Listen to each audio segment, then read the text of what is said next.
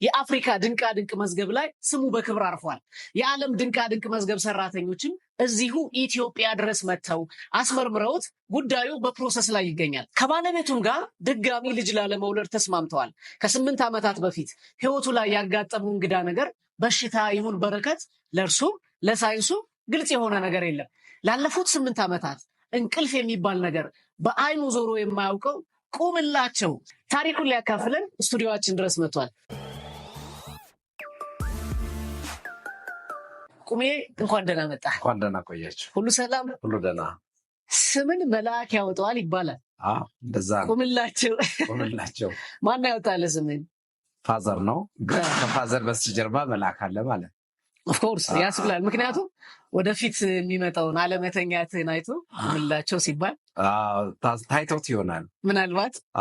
ለማን ነው ግን የምትቆመው? አሁን አንተ አተኛም። ከእናንተ ጭምር ለሀገሪቱ ለእኛም ትቆማለህ። ሃይማኖት አባቶች ቀጥሎ ለሀገር የቆም ሰው ቢኖር ደስ ይላል።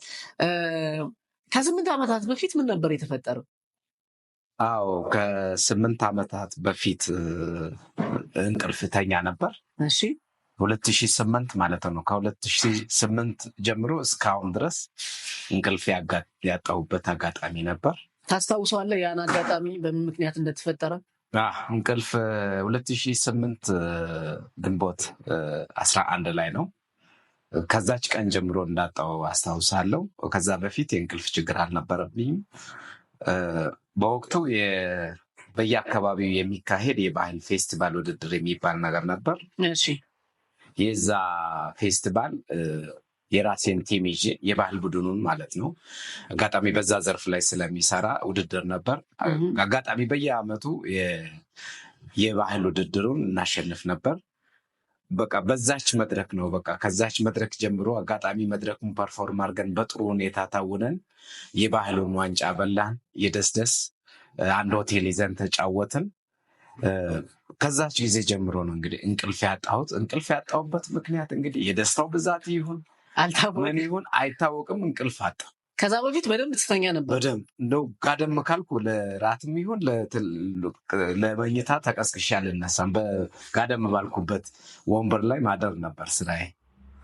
ከዛች ቀን በኋላ ከዛች ዕለት ጀምሮ ጠፋ። 1 ወር 2 ወር 1 ዓመት 2 ዓመት እያለ 8ኛ ዓመቴን ያዝኩ። ለ8 ዓመታት እንቅልፍ የለም። ለ8 ዓመታት ዝር የምትል እንቅልፍ በአጠገቤ ያላለች። ከዛ በኋላ ወዴት ሄድክ ቁሜ? ተመረመርክ ወይንስ ምን አደረክ? የመጀመሪያ ውሳኔ ምን ነበር? እንቅልፍ እምቢ ካለ በኋላ ኦልሬዲ እንቅልፍ ማጣቴን ያወቅኩኝ በዕለቱ አይደለም። ለ1 ቀን ለ2 ቀን ማንም እንግዲህ ያጋጥመዋል እንቅልፍ ማጣት በተለያዩ ምክንያቶች ማለት ነው። እኔ ጠበቅኩኝ። 1 ቀን 2 ቀን እያለ ሄደ። እዛ ባደርኩበት አልጋ ሆቴል ነበር አልጋ ያዝ ነው። ምናልባት የአየር ሁኔታ ይሁን ምን ይሁን የሚለውን ጥርጣሬ ውስጥ ገባው። ከዛ በኋላም ወደ መጣንበት አካባቢ ተመለስን። እዛም እንቅልፍ አጣሁ። ቤት አዲስ ነገር ሆነ፣ ቤተሰብ ጋር አዲስ ነገር ሆነ። በቃ ሌሊቱም ቁጭ ብዬ ምን ሆነ ነው መጣው ምናምን ባለቤቴን ጭምር ማለት ነው ምን ሆነሃል ምናምን። እዛ ጭንቀት በጣም ጭንቀቱ የሚብሰው መጀመሪያ አካባቢ ነበር። በቃ መጨነቅ ምናምን፣ ሌሊቱን ክፍለ ጊዜ መቁነጥነጥ፣ መነሳት፣ መቀመጥ፣ ውጪ መውጣት ምን ማለት ጀመረ። እንዲህ እያለ 1 ዓመት፣ እንዲህ እያለ 2 ዓመት፣ እንዲህ እያለ 3 ዓመት። ልክ 3 ዓመት አካባቢ ምናምን ሲደርስ በቃ ራሴን ሳትኩ። በቃ ከህይወት ወጣሁ። በቃ ቤተሰብ ተበጠበጠ፣ ሙሉ ነገር ተዛባ። በቃ ቤት ውስጥ ዕቃ መስበር፣ የሌሊቱን ክፍለ ጊዜ በተለይ በቃ ጭንቀት ምናምን ከምን የመነጨ ነው ከየት የመጣ ነው እንዴት የሚለው ነገር በጣም ጭንቅላቴ ብዙ ጥያቄዎችን ይጠይቃል። እዚያ ጸበል ምናምን ቤተሰቦቼ ይዘው ሄዱ። ጸበል ላይ ኦፍኮርስ የሚያሙኝ ነገሮች ሁሉ ጸበል ላይ ትንሽ የመሻል ነገር ነበራቸው። እንቅልፉ ግን እንቅልፍ ቀጠለ በቃ ማጣቱ። ከዚያ ከህመሙ ጋር ተያይዞ ሌሎች ህመሞች ነበሩ? ከህመሙ ጋር ተያይዞ ከእንቅልፍ ማጣት የተነሳ ሰውነቴን ያመኛል፣ ያቃጥለኛል። እነዚህ ጆይንቶች በሙሉ ያቃጥሉኝ ነበር። ለማይክሮ ሰከንድ ቁጭ ማለት አልችልም። በቃ ትንሽ ሲቀመጥ ሰውነቴ ሁሉ ይበላኝ። ያ ስሜት ጸበል ላይ ጠፋ። ደስ የሚለው ነገር ጸበል ላይ እሱን በቃ ተፈወስኩ ከእንዲህ አይነት ነገሮች። ከዚያ ወጥቼ የተሻለ ሕክምና መፈለግ ጀመርኩኝ።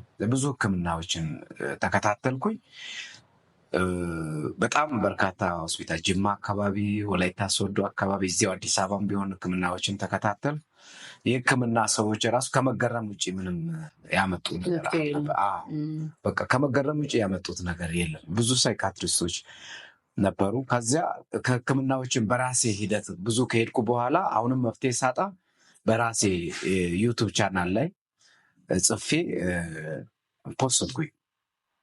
መፍትሄ ለምን ዓለም ከሚያዩ ነገር ላይ የሆነ ነገር አይጠፋም፣ መድኃኒትም ቢሆን ወይ መፍትሄም ቢሆን ወይ የሆነ ሰውን አላጣም በሚል ፖስትኩኝ ዩቱብ ቻናል ላይ። ያ ቪዲዮ ትንሽ ታየች፣ ፎሎም የለውም ብዙ፣ ትንሽ ጀማሪ እንትን ላይ ነው። ከዚያ እነ ሰይፉ ጋር ደረሰ። ያ ከዛ መረጃ ላይ አግኝተው ስልኬንም አግኝተው እውነት ውሸት መሆኑን ለማረጋገጥ ጠሩኝ። መጣው አስመረመሩኝ። እኔ ከዛ በፊትም የተከታተልኳቸው የሕክምና ሂስትሪዎችን መረጃ ሰብስቤ መጣው። እነሱም በተጨማሪ ብዙ ሳይካትሪስቶች ጋር አገናኙኝ። ትንሽ የተሻለኝ በቃ እንደተኛው የቆጠርኩት ሚዲያ ከቀረብኩ በኋላ ነው። ሴፍ ቤስ ላይ ከቀረብኩ በኋላ ብዙ ሳይካትሪስቶች፣ የሚገርመው አንድ ሳይካትሪስት ነው እንደው እስቲ እኔ በጣም ሲጨነቅ ነበር እዛኔ ሁኔታዬን አይቶ እስቲ በዚህ በ7 ዓመት ውስጥ የሞተ ቤተሰብ ጥቀስልኛል፣ 1-2 የሚሆን ኦፍኮርስ የሞተ ቤተሰብ ነበረኝ። የሞተ ጓደኛ ካለ ጥቀሳለ። የሞተ የምታውቀው ሰው ከጓደኞችም ከማውቃቸውም ከቤተሰብም ጀምሮ ብዙ ሰዎች ሞቷል በ7 ዓመት ውስጥ። በምን ምክንያት እንደሞቱ ታውቃለህ? ግማሹ በመኪና አደጋ፣ ግማሹ እንደ ምንም በማይታወቅ ሁኔታ የሞቱ ነበሩ። እና መሞት የነበረብህ አንተ ነበርክ። እንቅልፍ ማጣት በሽታ ቢሆን ኖሮ አይገልህም። መሞት የነበረብህ አንተ ነበርክ። አንተን አሁን በጣም እየጎዳ ያለው በሽታም እየሆነ ያለው ራስን በራስህ ስለምታጨናነቅ በሽታ ነው ብለህ ማሰብህ ምናልባት ያ ነው እንጂ በሽታ ቢሆን ኖሮ በ7 ዓመት ውስጥ በህይወት አትኖርም ነበር። ብዙ ሳይካትሪስቶች ናቸው በይዘው ያገኙ። ከዛ ጊዜ ጀምሮ ነው በቃ ኖርማል፣ በቃ ሰውነቴ ወደ ኖርማሊቲ የመጣው ከዛ ጊዜ ጀምሮ። እውነትም እንዳለው ከዛች ማግስት ጀምሮ ምንድን ነው ምን አጥ የራሴን ጠየቅኩ። ምንድን ነው የጎደለኝ ነገር ከጭንቀት ውጭ የሚለው ነገር ራሴን አሳመንኩ። ከዚያ ይሄ የሚያመኝ ነገር አይኔ ሁላ እዚህ ማኩላር ምናምን ጋግሮ ነበር። ሌላ እንትን ከላይ ደርቦ ማለት ቀይ ሆኑ ምናምን ኖርማል አይን አሁን እንደምታየው አይደለም፣ ሌላ መልክ ነበረው። ከዚያ በኋላ ያ የሆነበት ምክንያትም በጣም እንትን ላይ አመሻለሁ። የሌሊቱን ክፍለ ጊዜ ለመግፋት ሲል ኤሌክትሮኒክስ ነው ስልክ ላይ ኮምፒውተር ላይ ምናምን አመሻለሁ። በቃ ጌሞችን ሲጫወት ምን ጊዜን ለመግፋት ያ ደግሞ ራሱን የቻለ ሌላ በሽታ። ከዛ ውጭ ሲጨንቀኝ አለቅሳለሁ። ያም ሌላ በሽታ ነበር። ያን ሁሉ ሪሙቭ ሳረግ በቃ ኖርማል የሆነ መጣ። አሁን ላይ ምንም አይነት ጭንቀት የለብኝ። ቤት ውስጥ ግን ምን ታደርግ ነበር? አሁን ልክ እንደዚህ እንቅልፍ እምቢ ሲልህ ሌሊቱን ሙሉ ሳተኛ ስትቀር ምናምን የሆነ ተበሳጭተህ የምታደርገው ነገር የለም? በፊት ከባድ ነው። እኔ ኩርሲ አንስቼ ቴሌቪዥንን ሰብሬ ያውቃል። ለሁለተኛ ጊዜ ገዝቻለሁ። ቴሌቪዥን ሌሊቱን ሙሉ ቴሌቪዥን ላይ እንዲህ ፊልም እያየው ሲሰለቸኝ ምናምን ብዬ ኩርሲ አንስቼ ቴሌቪዥን ላይ አሁን ባለቤቴም እንግዲህ ታውቃለች ኩርሲ አንስቼ ያም በጣም ትጨነቃለች። ከባለቤቴ ጋር እንደው በስምምነት እንፋታ ወይ በቃ የህይወት ይቅርብን ወደ ማለት ደረጃ የደረስንበት ሁኔታ። አንተ ነህ እንደዛ ያልከው? በቃ ለምን ከኔ በላይ እኔ ኦልሬዲ የተሰጠኝ ነገር ስለሆነ እችለዋል፣ እሸከመዋለሁ። እሷ ግን በእኔ የተነሳ 7 ዓመት ሙሉ ስትጨነቅ አስበሃል? ከዚህ ሁሉ እንደው የሰው ልጅ ብታርፍስ የሚል ነገር አምጥቼ ነበር። ከኋላ ቤተሰቦቿ ምናምን ስትሞት እንድትሞት ጤናማ ስትሆን ጤናማ እንድትሆን ነው እንጂ በደላ ጊዜ ኖራ በቸገረ ጊዜ ጥላ እንድትሄድ አይደለም ያገባሃትና እሷም ያገባችኝ። ትልቅ ሰዎችን ያኖርልን። እውነት ትልቅ ሰዎች ናቸው። ቤተሰቦቿ ሪስፔክት አደርጋለሁ። እንደዚህ ብሎ ነው ያስቀጥሉ። እንግዲህ ልጅም አላችሁ? አንድ ልጅ አለን። ላለመውለድ ወስነን ነበር። እሱ ነገር ለምንድን ነው እንደዛ እንዳትወልዱ ድጋሚ መወሰን የፈለጋችሁ? ለመሰለህ እኔ አሁን ያለኝ ልጅ 9 ዓመቱ ነው። አሁን ያለኝ ልጅ እኔ 8 ዓመቴ ነው እንቅልፍ ካጣ ኦልሬዲ እንደጀመረኝ ነው የወለድኩ ማለት ነው። በ1 ዓመቱ ማለት ነው። በ1 ዓመቱ ነው እንቅልፍ ማጣት የጀመረኝ እና ልጄ ከኔ እኩል ሲጨነቅ ነው ያደገው። እናቱ ስታለቅስ እሱን ቁጭ ብሎ በህፃነት አይምሮ ገብቷል። በቃ ለባለቤቴ ያልኳት እንደው ልጄ እያደገ ሲሄድ የሌሊቱን ክፍለ ጊዜ አንዴ ከነቃ አይተኛም። እንግዲህ ቤተሰብ ሲተኛ ነው ህፃናት የሚተኙት አይደል? እኔ ቁጭ ስለሚል እሱ እኔን ያጫውታል ተኝቶ። ለምን ይጨነቃል? ለምንስ ሌላ አራተኛ የሚጨነቅ ትውልድ እፈጥራለሁ የሚል ነበር ባለቤት ላለመውሰድ እስካሁን የቆየንበት ምክንያት ነው። አልወለድኩም። አሁን ቤተሰቦቼ ይጠይቃሉ፣ ቤተሰቦቿ ይጠይቃሉ፣ ለምን አትወልድም? ልጅ በልጅነት ነው ይላሉ። እኔ ግን አራተኛ የሚጨነቅ ትውልድ በእኔ ላይ ሊመጣ አሁን ላይ እየተጨነቁ ባልሆንም እንኳን በቃ እኔ ደስተኛ አይደለሁ አሁን ባለኝ ገብቷል። ስለዚህ በዚህ ላይ ደግሞ ልጅ ማስደሰት አንተ ተጨንቀ ቤተሰብ ማስደሰታችን አሁን አንድ ስራ ቦታ ላይ ወንድ ዲስተርብ ሆነ ሄደ ቤት ጥሩ ስሜት ታሳያል። ልክ በዛው ልክ ነው ማለት ነው። ለዚህ ነው የወሰንነው። ቡናን እየጠጣ ለእኔ አሁን ሰኞ፣ ማክሰኞ፣ ሮብ ጠዋት፣ ማታ፣ ከሰዓት ምናምን የሚባሉት ጊዜያቶች ቀናቶች ትርጉም ይሰጡኛል።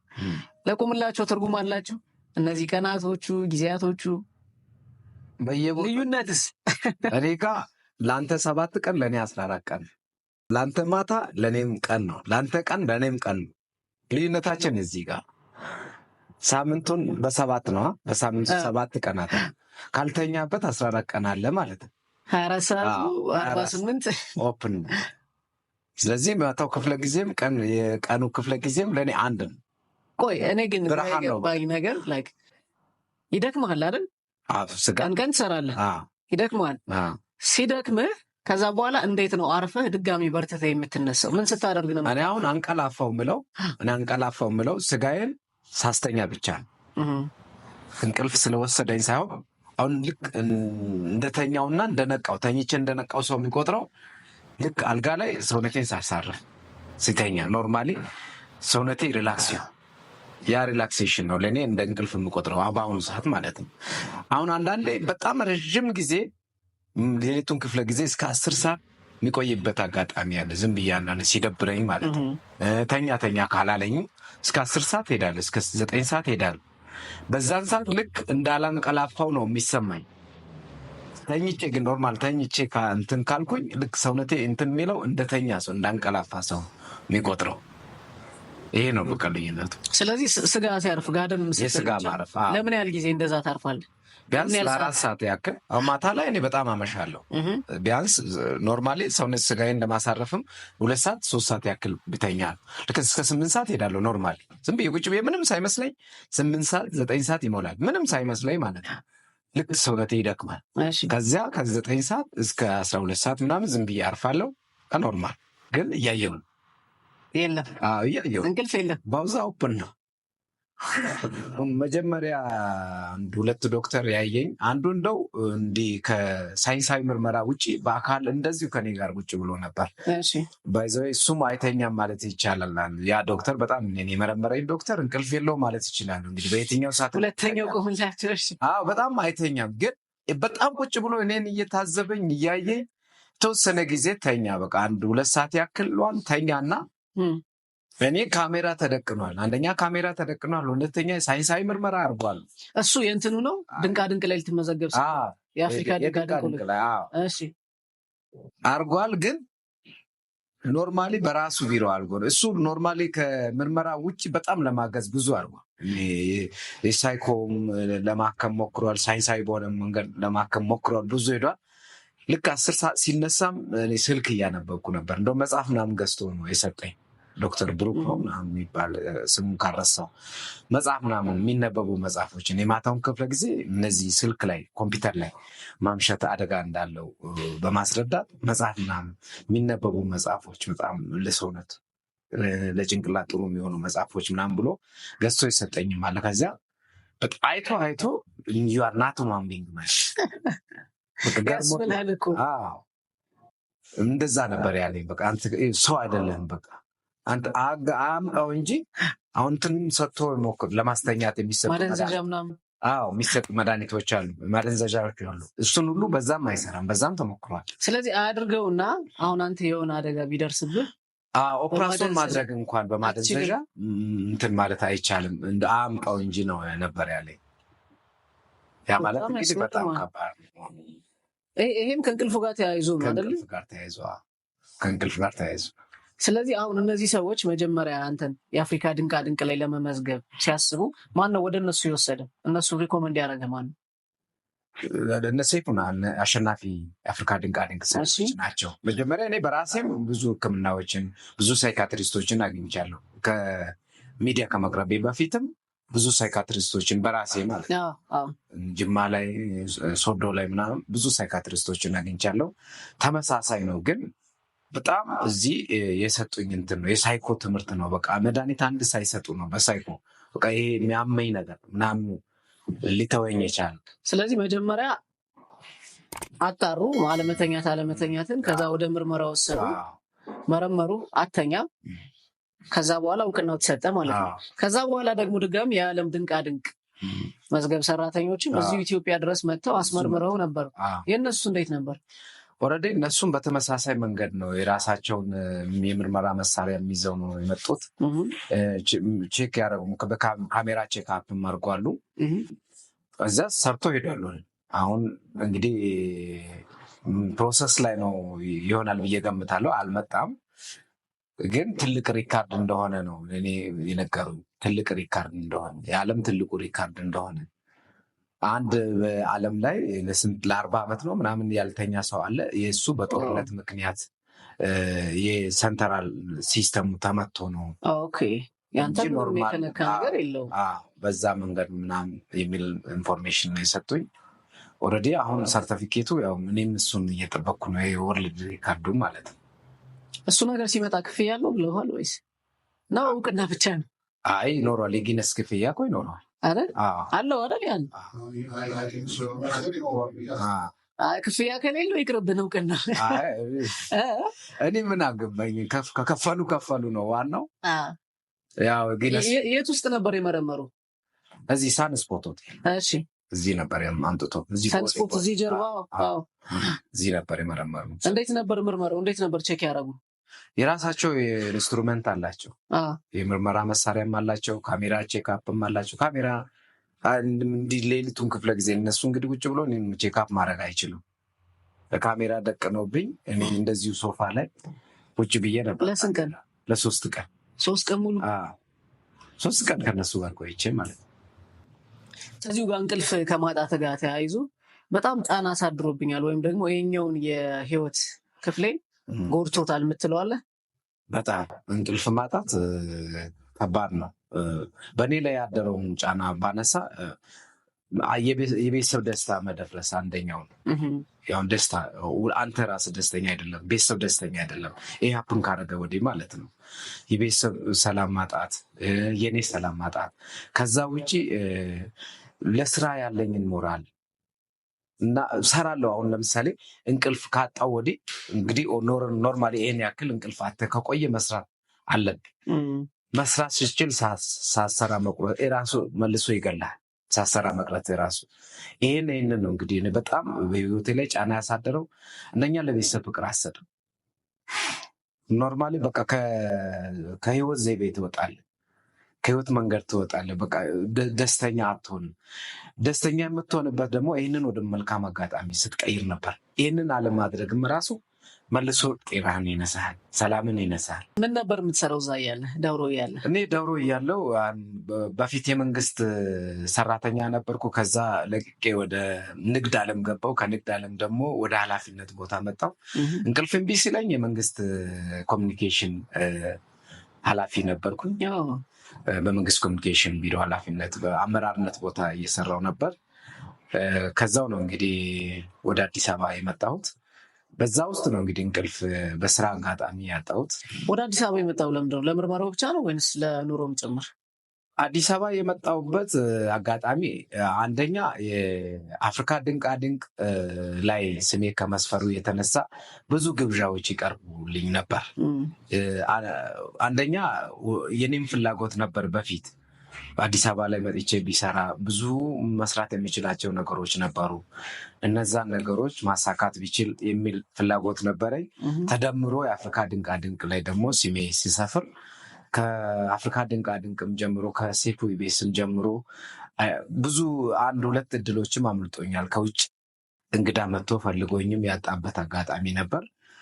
እነሱን አሸናፊ የአፍሪካ ድንቃድንቅ መዝገብ ሰሪ ማለት ነው ሰው ፈልጎሃል ነበር ሲባል እኔ በጣም በርቀት ነው ያለሁት። እኔን አጥተው የተመለሱበት ምክንያት ነበር። እንደዚህ አይነት ቻንሶች እያመለጡ ነው። ለምን ወደ አዲስ አበባ አካባቢ መጥተህ ለመስራት አትሞክርም ምናምን ሲባል ሞቲቬት ሆነ ውስጤ። በዚህም የተነሳ እኔም ብዙ መስራት የምፈልጋቸው ነገሮች አሁንም ያላሳካኋቸው ነገሮች ነበሩ። እነዚህ ነገሮችንም ለማሳካት በሚል አዲስ አበባ ጆይን ለማድረግ ፈለግኩኝ። ወረዴ ከሚሰራበት አካባቢ በሰላም በክብር ተሸኝቼ መጣሁ። አዲስ አበባ ላይ ወረዴ ያንን ያሰብኩትን ህልም እየኖርኩ አይደለም እና በመንገዱ ላይ ነኝ። ምንድነው አሁን የምትሰራው እዚህ? እኔ አሁን የግል ስራ ነው የሚሰራው። ኤሌክትሮኒክስ ላይ ነው የሚሰራው። ጥገናዎችን ምናምን ሰራለሁ። ኤሌክትሮኒክስ ጥገናዎችን ሰራለሁ። በዚህ ነው እንግዲህ ህይወት እየመራው ያለሁት። ቀጣይ በብዙ አይነት መንገድ ከእንቅልፍ ማጣቱ የተነሳ 24 ሰዓት የሚሰራበት አጋጣሚ ባገኝ በእነዚህ አይነት መንገዶች ላይ ጆይን ለማድረግ ነበር ፍላጎቴ። እንግዲህ ወደዛው ጉዞ። በነገር ላይ አንተን ያገኘ ድርጅት ለእኔ በጣም እድለኛው ድርጅት ነው ነበር። አንተ አሁን እንደ ሴኪሪቲ ካሜራ ትሆናለህ። ለምሳሌ አንድ ድርጅት የሆነ የጥበቃዎች አለቃ ሁሉ አድርጎ ቢያስቀምጥህ በቃ አንተ አተኛማ። ህይወት ያለው ካሜራ ህይወት ያለው ካሜራ ዝም ብሎ ሌቦቹን ቀርጾ ብቻ የሚያስቀምጥም ሳይሆን አሯሩጦ ሌቦችን ይዞ የሚያመጣ አይነት ከካሜራም በላይ ነው። ፎርስ ሰው ልጅ አንተን መቅጠር የሚፈልግ ድርጅት ካለ በነገራችን ላይ የአዲስ አበባ ፖሊስም ነበርኩኝ። አረባክ 98 እስከ 2000 ድረስ አዲስ አበባ መርካቶ አካባቢ በፖሊስነት ሰርቻለሁ። ውጤታማ የመርካቶ ክትትል ነበርኩኝ። የሚያውቁኝ ሰዎች ያውቁኛል። መርካቶ ላይ እሳቱ ነው ስሜ፣ የቅጽል ስሜ በመርካቶ ከማሰልጠኛው ጀምሮ እሳቱ ነው ስሜ። ማሰልጠኛ ላይም እሳቱ መጽሔት ዝግጅት ኮሚቴ ነበርኩኝ። የ10ኛ ኮርስ የሁርሶ ማሰልጠኛ 10ኛ ኮርስ የመጽሔት ዝግጅት አስተባባሪ ነበርኩኝ። በመጽሔት ላይም ስሜ እሳቱ ተብሎ ነው የተጻፈው። እዛ አምፊ ቲያትር ላይ መዝናኛ ቀልዶችንም ይሁን የመድረክ ስራዎችንም ቢሆን እዛው ስለሚሰራ እሳቱ ነው ስሜ። እኔ እንደው ምንም ቢጠፋ መድረክ ላይ ወጥቼ የሆነ ነገር ካላልኩኝ አምፊ ቲያትሩ በቃ አይጀመርም ነበር። በነገር ላይ እንትን የሚባል ስራም አለ። ይሄ አስታማሚ ውጭ ሀገሮች ላይ አለ። በጣም ብዙ ብር እየተከፈላቸው እንደዚህ ሰዎች ሲታመሙ፣ እኛም ሀገር አለ ጸበልተኛ ጸበል ቦታ ሲሄድ ሰዎችን ይዞ ኢትዮአላርም ብዬ ልጀምር። ሰዎችን ይዝና ጸበል ለምሳሌ እኔ ከቤተሰብ ውስጥ አንድ ሰው ከታመምብኝና እኔ ወደዛ መሄድ ማልችል ከሆነ እዚህ ስራ እየሰራሁኝ ሌላን አካል ሌላን ቤተሰብ መደገፍ የምፈልግ ከሆነ ገንዘብ ከፍዬ አንተ ያን ሰው እንድታስጠምቀው ገንዘብ ከፍሎ ያን ሰው እንዲያስታምው ምናምን ይደረጋል። ጸበል ስትል እንደው ትዝ ያለኝ ምን መሰለህ፣ ዲሪ አርሴማ በዚህ በእንቅልፍ እጦት የተነሳ ጸበል ገብቼ ነበር። ቦንጋ ከባድ ጸበል ቦታ ነው ባይዘው ዲሪ አርሴማ። እኔ ብዙ በሽታ ያለባቸው ሰዎች የተፈወሱበት በአይኔ ያየሁበት ስለሆነ ነው። እኔም የሚያምኙ ነገሮችን እንትን ያልኩበት እዛ ነው። ቦንጋ ዲሪ አርሴማ የሚባል አንድ አባት ነበሩ። በጣም ትልቅ አባት ናቸው። እውነት አሁን በህይወት ተርፈው ከሆነ በጣም እግዚአብሔር የተመሰገነ ይሁን። በጣም ነው የሚያሳስቡኝ። በጣም ካንሰር በሽታ ብቻ የሌለ በሽታ የለም። ሰውነታቸውን ወሮ በጸበል ይሰቃዩ ነበር። ትልቅ አባት ናቸው። ትልቅ ባለሀብት ናቸው። ጅማ ላይ፣ ሐዋሳ ላይ፣ አዲስ አበባ ላይ የሌላቸው ሆቴል አልነበረም። ያንን ሁሉ ጨርሰው በሕክምና ከውጭ ጀምሮ ማለት ነው ሕክምና ጨርሰው ዲሪ አርሴማ አብረን ነው የገባን። እኔ በሳቸው ላይ ነበር የገባሁት። ልጆቻቸው ከረዥም ዓመት ከማስተማማቸው የተነሳ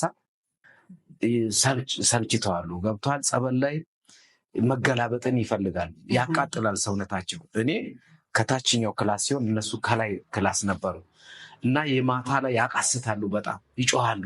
ገልብጡኝ ልጆቼ 3-4 የሚሆኑ ልጆች ነበሩ እዛ የሚያስታምሙ እና በረዥም ዓመት ነው እንትን ያሉ ከጸበል እንትን እያሉ የቆዩት እና ይጮሃሉ። አባት ገልብጡኝ ምናምን ውስጤ በጣም ይረበሻል። ሌላው እንግዲህ ወታደር ቤትና ጸበል ቦታ እንቅልፍ ብርቅ ናት። በጣም እንቅልፍ ይናፍቃል። አሁን የማልት ጸሎት አለ፣ ምን አለ፣ ሌሊት አለ፣ ምን አለ፣ ማታ 3 ትነሳለህ፣ እንቅልፍ ይናፍቃል። እና ልጆቹ ይደክማሉ።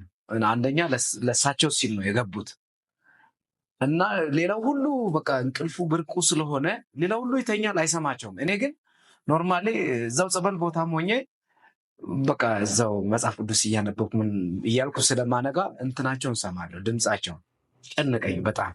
ከዚያ አንዳቸውን ቦታ እንድንቀያየር ጠየቅኳቸው። ከልጃቸው አንዳቸው ቦታ እንድንቀያየር ላግዛችሁ ብለህ? እኔ ላግዛቸው፣ እናንተ በእኔ ቦታ ተኙና እኔ ላግዛቸው ምናምን። ኧረ ችግር የለም እኔ እኮ እንቅልፍ ስለሌለን ችግር የለም ምናምን። ከዚያ እርፋይ ነው በቃ ገና ድምፅ ሳያወጡ እኔ ገለብጣል። እግዚአብሔር ይስጥ። ገና ድምፅ ሳያወጡ ገለብጣል። ልክ እንትናቸው ይሻላቸዋል ስትገለብጣቸው፣ የሚያቃጥላቸው ነገር ገብታ ካንሰር ወሯቸው እግራቸው አብጦ ምናምን እየተሻላቸው ሲመጣ ለዲሪ አርሴማ በር ምናምን መንገድ እንትን ያሉትም እርሳቸው ነበሩ። እኔ እዛ እያለሁ እየተሻላቸው ሲመጣ እና እንደዚህ አይነት ገብቷል። እንደዚህ አይነት አሁን አንተ ስለ ጸበል ስታነሳ ነው ትዝ አልተከፈለም እንጂ እኮ ስራውን ጀምረህ ሰርቼዋለሁ ማለት ነው። ላውንች አድርጌያለሁ። በእርግጥ ያው ክፍያ ሲባል በገንዘብ ብቻ አይደለም፣ ይዞት የሚመጣው በረከት ይበልጣል ከፈጣሪ የሚገኝ ሰው። እንደዚህ አይነት ስራዎችም ይኖራሉ። አንተ ግን አሁን ከእንቅልፍ ማጣት ጋር ተያይዞ እነዚህ አይነት ነገሮችን ብሰራ ለእኔ በጣም ጥሩ ናቸው፣ ከኔ ጋር ፊት ያደርጋሉ የምትላቸው ስራዎች አሉ? አዎ፣ እንዴት መሰለህ የሴኩሪቲ ስራዎች አሉ። ከዛ ውጭ ሆስፒታሎች ላይም ሊሆን ይችላል የበረራ ቀጠሮ የሚያልፍባቸው ብዙ ሰዎች ይኖራሉ። ለምሳሌ አፕሊኬሽን እንደው ቢሰራ በዚህ ዘርፍ ላይ እንደው ምሁራን ኢትዮጵያ ላይ የአፕሊኬሽን ባለሙያዎች ምናምን ቢኖሩ በቃ የሆነ ኢትዮ አላርም የሆነ ነገር ስም ሰጥተውት የሆነ ነገር ቢሰሩ የበረራ ቀጠሮ ከሚያልፍብህ ከበረራ በፊት እንደ አስታዋሽ ማለት አስታዋሽ በለው የመድኃኒት ሰዓት የሚያልፍባቸው ሰዎች አሉ። ብዙ ሰዎች ህይወታቸውን የሚያጡት መድኃኒታቸውን በጊዜ ካለመጠቀማቸው የተነሳ የሚያልፍባቸው ሰዎች አሉ። ይክፈሉኝ፣ እኔ ቀሰቅሳቸዋለሁ፣ ምን አስጨነቃቸው? እንደዚህ አይነት ስራ ጥሩ ደሞዝ ከከፈሉ ጥሩ ስራ ከሰጡ እኔ ያለው ነው። የሆነ ኦፊስ ነገር ትከራይና 8 ሰዓት ላይ ባርኮት ፍላይት አለኝ፣ 10 ሰዓት ላይ ያሬድ መድኃኒት አለ። ይቅርታ ያን አሟረትኩብህ። ዳይሬክተራችን ጆሲ የሆነ ነገር አለ እንዴም ኬሚያ ትመዘግብና ቀኑ ሙሉ አክቹዋሊ አሁን ሰው የዘርፉ ማስተናገድ። ስለዚህ አስተዋሽ አላርም ብዙ ሰዎች እንቅልፍ ሲያጡ እንቅልፍ እንዲወስዳቸው ብሎ የሚጠቃቀሟቸው ነገሮች አሉ። አልኮል ይጠቀማሉ፣ ሌሎችንም ነገሮች ሞክረህ ታውቃለህ? እኔ ያልሞከርኩት ነገር የለም። ባይዘው የምሬን ነው። ከሕክምና በፊት ያልሞከርኩት ነገር የለም። አንዳንዶቹ በጣም ድብን አድርገህ ጠጣና ሞክር ይላል፣ ሰክረህ ሞክር ይላል። እኔ ሰክሬ ቤቴ ውስጥ ሰክሬ ተንገዳግሬ ያውቃል። ጓደኞች ተሸክመኝ ቤት አስገብተውኝ ያውቃል። ሰክረህ ምን ጠጥተህ? አረቄ። እኔ አረቄ ጠጥቼ አላውቅም ነበር፣ ግን በቢራ ሞከርኩኝ መጀመሪያ። በደንብ እስቲ ጠጣና ሞክር ሲሉ መጠጥ ላይ የለውበትም። መጠጥ በቃ የኔ ትልቁ መጠጥ ሰርግ ቢኖርም የሆነ ሰርሞኒ ቢኖር ትልቁ መጠጥ 2 ቢራ ነው። 3 ከጠጣው ሰማይ ምድሩ ይገለባበጥብኛል። በፊት ማለት በፊት እና አሁን ከዛ በኋላ ጠጪ ሆንኩኝ። በቃ እንዲደክሜ ይወስደኝ ይሁን በሚል ቢራ ከጓደኞቼ ጋር እንክት አድርጌ የምላሴ መኮላተፍና የእግሬ መንገዳገር ነው እንጂ ምንም አይነት ማታ ላይ እንግዲህ መተኛት አለመተኛቴን ባለቤቴ ታውቃለች። ከዚያ አንተ ለማተኛው ነገር ለምን ትጠጣለህ? አረቄ ምናምን ድብን ግማሽ ጠርሙስ አረቄ የጠጣሁበት ጊዜ ነበር። እንዳይጎዳ ድብን አድርገህ ብላና ድብን አድርገህ እስኪ ጠጣ ሞክረ። ቁርጥ ምናምን በልቼ አረቄ ግማሽ ጠርሙስ በጣም ብዙ እኮ ነው በአረቄ። በጣም እኛ ጋር አረቄ ደግሞ ይደፈራል። ጠብ አይለንም አትልም፣ ሰዎች ይሞክራሉ። እና ግማሽ ጠርሙስ ጠጥቼ ከመስከር ውጭ ሌላ ያመጣው ነገር የለም። እንቅልፍ የለም። አልተኛውም ነው ያልኳት ማታ። እኔ ደክሜ ብቻ የት እንዳደርኩ አላውቅም። ስለዚህ ካላወቅህ ምናልባት ተኝተህ ቢሆንስ? አለቻ ባለቤቴ። እኔ አሁን ተኝቻለሁ ወይ ሲል አልተኛም፣ አጠጣ ሁለተኛ። እንዲህ ደክመሃል ሰክረሃል እንጂ እንዲሁ እንትን እያልክ አይደለ እንዲያደርኩ። በቃ ዝም ብሎ እያወራ አይኔ ክፍት ነው እንዲህ እያልክ ነው ያደረ። አጠጣ ምናምን ነበር ያለ። ከዛ ተውኩኝ በቃ። ከዚያ በኋላ ብዙ ሞክሬያለሁ፣ ብዙ በሂደት ማለት ነው። በተደጋጋሚነት ሞከርኩኝ፣ መፍትሄ ሳጣት አቆምኩኝ።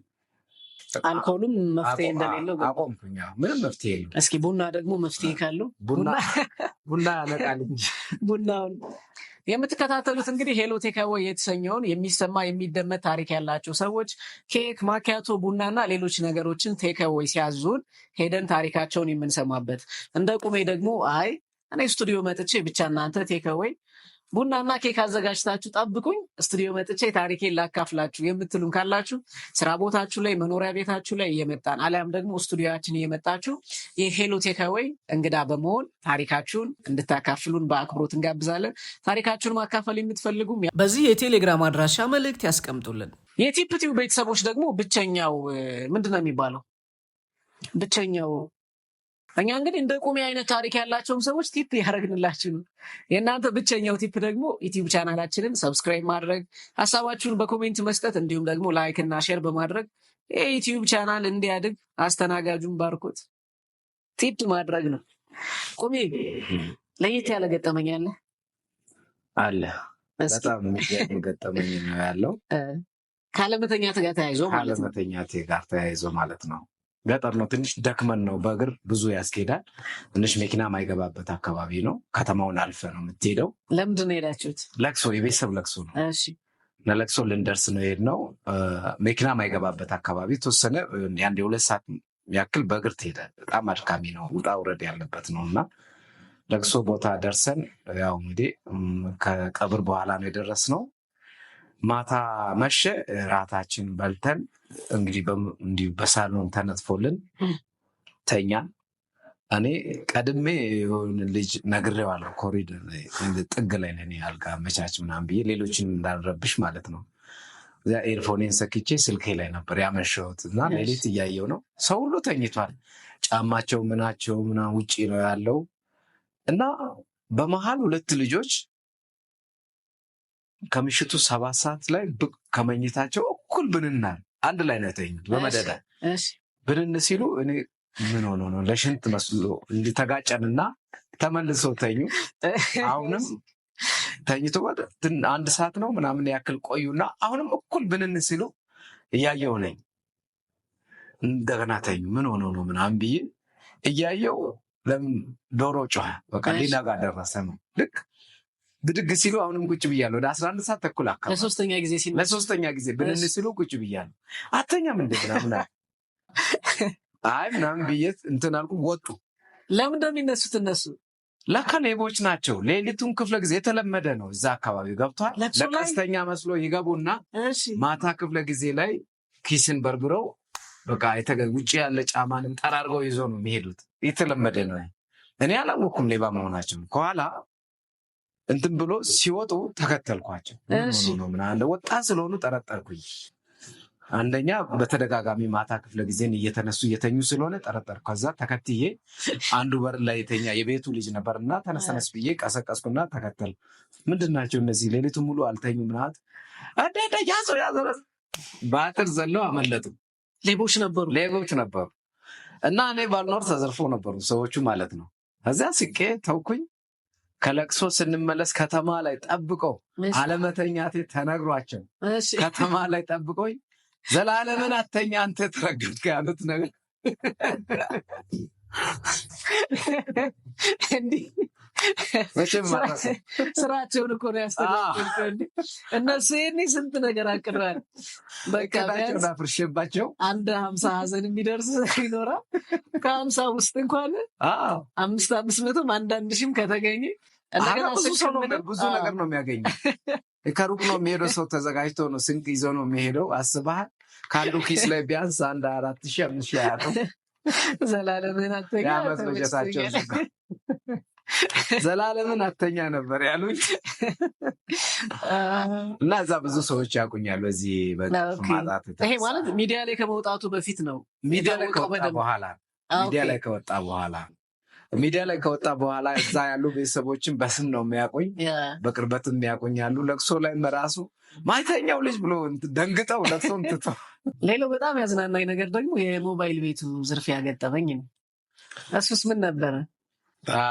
ሞባይል ቤት እንግዲህ እኔ ባለሁበት አካባቢ የመጀመሪያ ሞባይል ቤት የሚባለው የኔ ራሴን ለማግነን ሳይሆን ህዝቡ ስለሚያውቅ ማለት መጀመሪያ እዛ ሀገር ላይ የመጀመሪያ ጥገና ላይ መጀመሪያ ለሞባይል ቤት የከፈትኩ እኔ ነኝ በአካባቢ ላይ ማለት ነው። እና ከኔ ኋላ ብዙ ሞባይል ቤቶች ወጥተዋል ከኔ ኋላ እና ሞባይል ቤቴን እንቅልፍ ከማጣቴ በፊት ነበር የከፈትኩት። ከኋላ እንቅልፍ ካጣው በኋላ አጋጣሚ ገጠር ላይ ሰርግ ነበር። ሁላችንም አጋጣሚ ጓደኛችንም የሞባይል ቤት ባልደረባችን እሱ ሞባይል ቤት ያለው ነው። እኛ አካባቢ ሞተረኛ ከሆንክ ሞተረኞች ነው የሚያሟሙቁልን። ኤሌክትሮኒክስ ቤት ከሆንክ እንደዛ ተዛማጅ የሆኑ ስራዎች ላይ ካለ ተዛማጅ ላይ ያሉ ሰዎች ናቸው አብዛኛው የሚሳተፉትና እኛ አጅበን ሄደናል እና አጠቃላይ ተዘረፈ። በቃ አንድ ሌባ እንዳለ መደዳውን ነው እንደ በላው። የኔ አልተነካችም ሲነካ ሁሉንም ሞባይል ቤቶች ይሄ እንቅልፍ ካጣው በኋላ ሚዲያም ከቀረብኩ በኋላ ሁሉም ሞባይል ቤቶች ተወስዷሉ። የኔ አልተወሰደም። በቃ ራሱ ተመልሶ መጥቶ ነው እሱ ስለማይተኛ ራሱ ተመልሶ መጥቶ ነው ያስብላል። ደግሞ ይሄን እንዴት ለካ ስለማልተኛ በቃ እንትን እየተቆጣጠርኩ ያለው መስሏቸው ሊሆንም ይችላል። ምክንያታቸው ሌቦቹ ስለሚያውቁ ያውቁኛል። ፕላስ ደግሞ የመጀመሪያው ሞባይል ቤት ኤሌክትሮኒክስ ያንተ ስለሆነ ከአንተ በኋላ ሲመጡ ተበሳጭተህ ምናምንም እንደዛም አስቦ ሊሆነ ትርጉሙ ብዙ ነው። ሌቦቹ ስለማልተኛ እየጠበቅኩ ያለ መስሏቸውም ይሁን እኔ ደግሞ የመጀመሪያው ስለሆነ ተበሳስጬ ተበቅያቸውም እንደዛ የሚያስቡትም አሉ። ብቻ እንደዚህ አይነት ገጠሞች ብዙ ናቸው። ቡና ግን እየጠጣ አይደለም? እየጠጣው ነው። በጣም ምርጥ ቡና ነው። ህይወት አሁን ለአንተ ልዩነት የለውም ማለት እንቅልፍ እየተኛ ያለና እንቅልፍ ካጣበት ቀን ጀምሮ ያለው ህይወትህ ቢፎር እና አፍተር ሲሆን ልዩነት አለው። ልዩነቱ ምንድን ነው? ቅድም እንዳልኩ በፊት ቀለል ያለ ህይወት ነው ምኖረው። ጭንቀት የለብኝም፣ ምን የለብኝም። ብዙ አላስብም። ገብቷል? ብዙ አላስብም። በቃ መኖር ነው ማስበው። በቃ ባለው ነገር ላይ ተወስኜ ነው የምኖረው። አሁን ግን ብዙ ነገሮችን በጣም የተለጠጠ ነገር እንዳስብ አደረገኝ እንቅልፍ ማጣት። ገብቷል? በፊት ባለውበት ስራ ላይ ብቻ ልወሰን ተወስኜ መኖር እፈልግ ነበር። አሁን ግን ለአንተ አንድ ቀን ለእኔ 2 ቀን ነው። ስለዚህ ከአንተ ጋር እኩል መስራት የለብኝም። ይህን ደግሞ አምላክ እንዲሰራበት እንደሰጠኝ አድርጌ ስለምቆጥረው ከአንተ እኩል ማሰብ የለብኝም። ለምን ከአንተ የሆነ የተለየ የተሰጠኝ ነገር አለ። ይህን መጠቀም አለብኝ። ይህን አለመጠቀሜ ደግሞ በጣም ያሳስበኛል፣ በጣም ያስጨንቀኛል። አሁን በጣም 24 ሰዓት የመስራቱ እድል ከኔና ከአንተ መካከል በእኔ ላይ ነው ያለው። ስለዚህ ግን እየሰራሁበት አይደል። ይሄ ደግሞ ጫና ነው። ገብቶሃል? በህይወቴ ላይ ተጨማሪ ጫና፣ ካልሰራበት ጫና ነው፣ ከሰራበት በረከት ነው። ቁሜ እናመሰግናለን። እናመሰግናለን።